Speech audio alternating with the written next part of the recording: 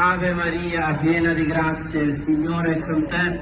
Tu sei benedetta fra le donne e benedetto il frutto del tuo seno, Gesù.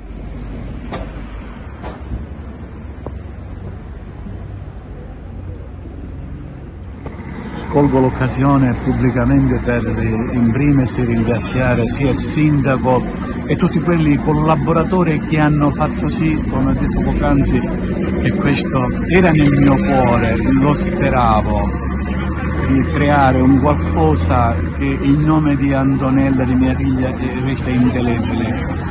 Io mi auguro e spero che il sacrificio di mia figlia possa portare qualche idea a queste malintenzionate, a queste persone che prima agiscono e poi pensano.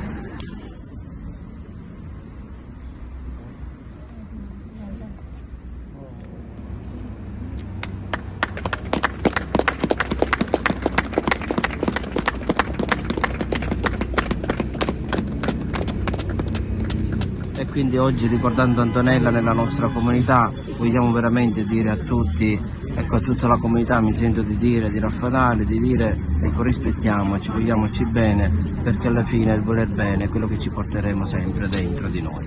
Ci sono stati dei segnali, ci sono state delle denunce, come tante volte abbiamo pubblicamente detto, però purtroppo sono stati sottovalutati. È un impegno che noi tutte le istituzioni non possono smettere mai di sensibilizzare i cittadini, la memoria serve per evitare che questi fatti succedano. È bene che ognuno che passi veda, si chieda cosa è successo e faccia un minutino di riflessione per capire che ancora nel 2026 non si può morire per un eccesso di amore che diventa poi odio, diventa violenza e diventa morte.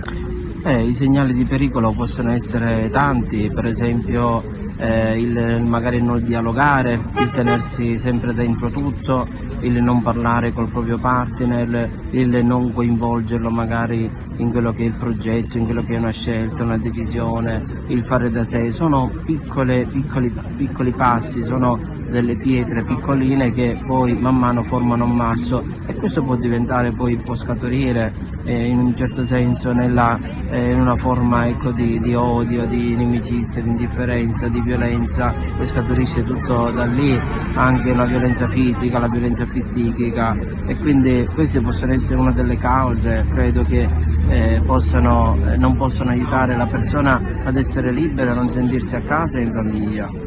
Lo Stato in questo ci ha abbandonati, ma non solo a noi, ci ha abbandonati a tutti. Ci vuole la legge severa, una legge vera, che prima che io faccio del male a una persona so che domani me lo faranno a me. Cioè una legge severa.